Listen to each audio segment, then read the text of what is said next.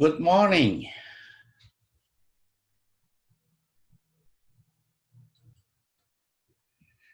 Sampurasun. You all know what it means, correct? As I explained earlier live. It is part of a useful local wisdom I inherited from the community where I was born almost 72 years ago in Bogor, a city in the West Java province of Indonesia. And you already answered it with rampes. Okay, great, and thanks. So now, if I talk nonsense or offended some people, I'm already forgiven, correct?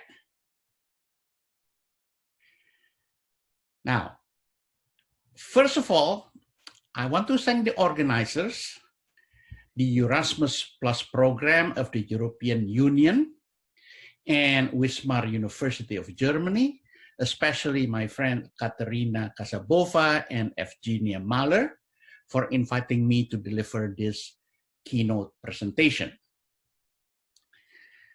Originally, I was supposed to be in Sofia, Bulgaria, to deliver personally this keynote.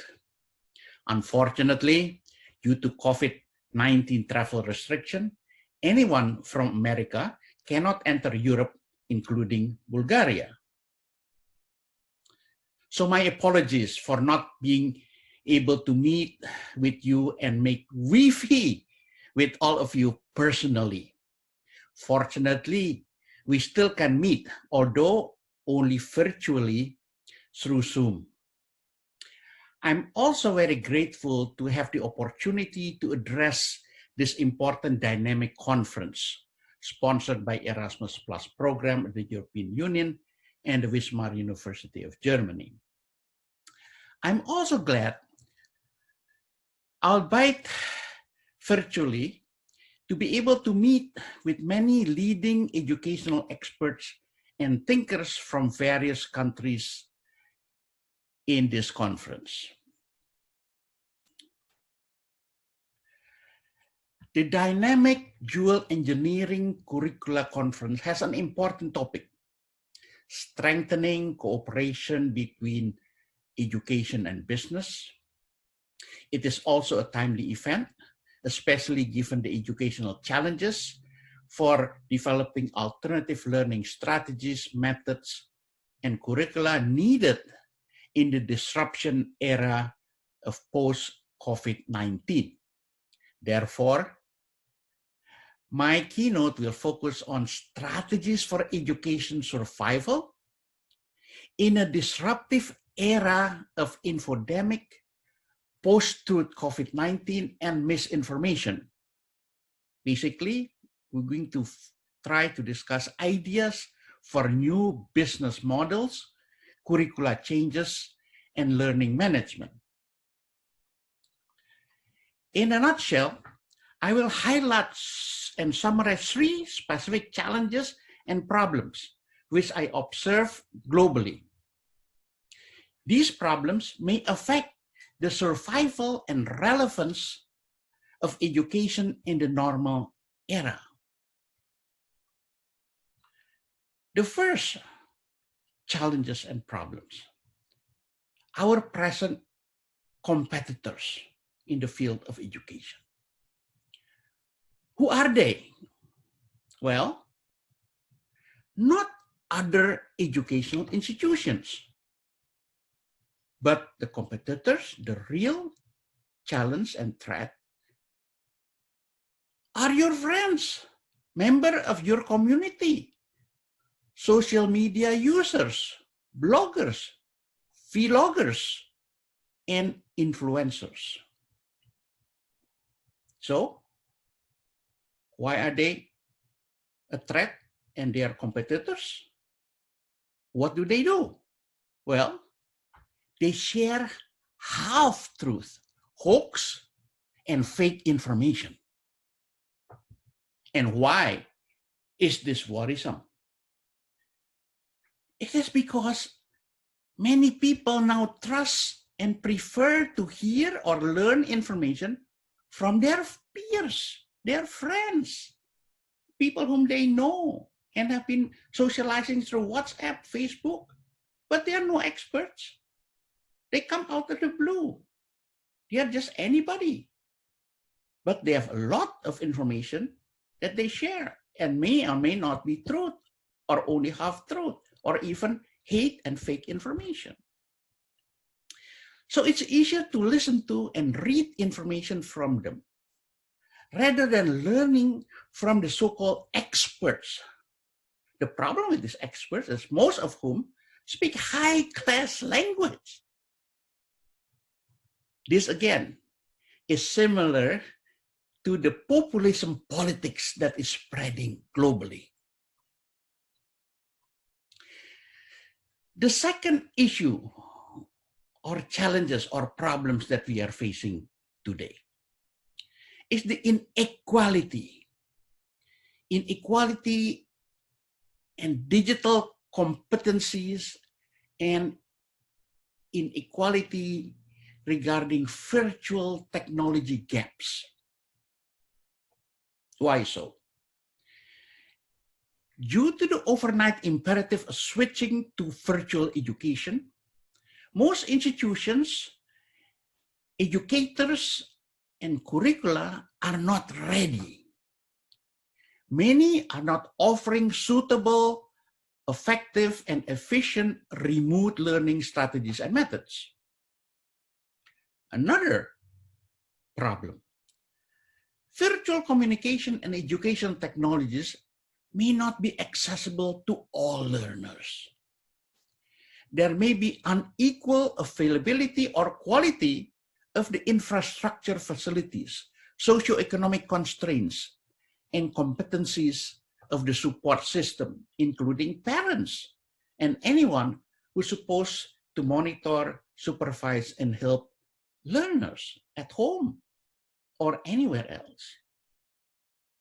Another problem regarding this inequality: larger and more well-endowed educational institutions may be able to weather and manage the economic and financial pressures and problems better than smaller institutions. The larger and more established learning organization may transform better, adjust easier to the changing modalities of virtual education and the inefficiencies of underutilized assets. The above situations, no doubt, will widen the digital gap between educators and learners, among educational institutions and their learners. Now, the third big problem or issues or challenges that educators are facing today is the solution-oriented curricular reform, which we need to be thinking about. And what are the imperatives for tacit knowledge, globalization, that is global vision, local action or adaptation, and the pentahelix educational paradigm, which will have also transdisciplinary type of contents in their curriculum. Let me give you some examples of what are the issues about this curricular reform. The first one is the irrelevance and inadequacy of educational offerings and outcomes, which are mainly due to the lack of demand-driven curriculum and societal base felt needs. Most curriculum in learning organization is offered because the professors or the educators know something and have certain type of knowledge, but not based on the needs of the market, needs of the industries, and therefore they are not demand driven. There's another problem and that is the disconnect between practical problem-solving competencies with learning objectives, materials, methods, and outcomes. Another problem, that's the inadequate transdisciplinary curriculum, offering holistic, integrative, but analytical and practical, contemporary and futuristic education that's needed about 5 to 7 years from now for those people who are entering universities and trying to get jobs within 5 to 7 years.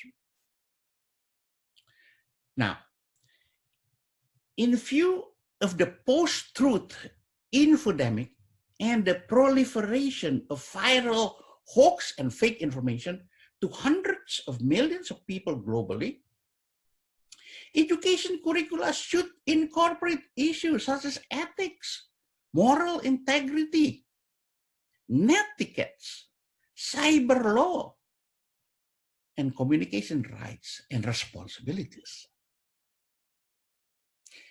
Therefore, there is a need to prepare for competencies that are needed in the global competitive K economy, knowledge economy marketplace, including intercultural and globalization-oriented curricula, that is global vision, local adaptation, local action, that must be developed. Okay, let us now discuss in greater detail the first issue on the present challenges of education from its competitors, infodemic, and hoax and fake information. To do so, I will present to you my video, which I prepared for a conference which was originally planned in Venice, Italy, but was then transformed into an online conference coordinated from Slovenia in May this year. Okay, let's show the video number 2. Thank you.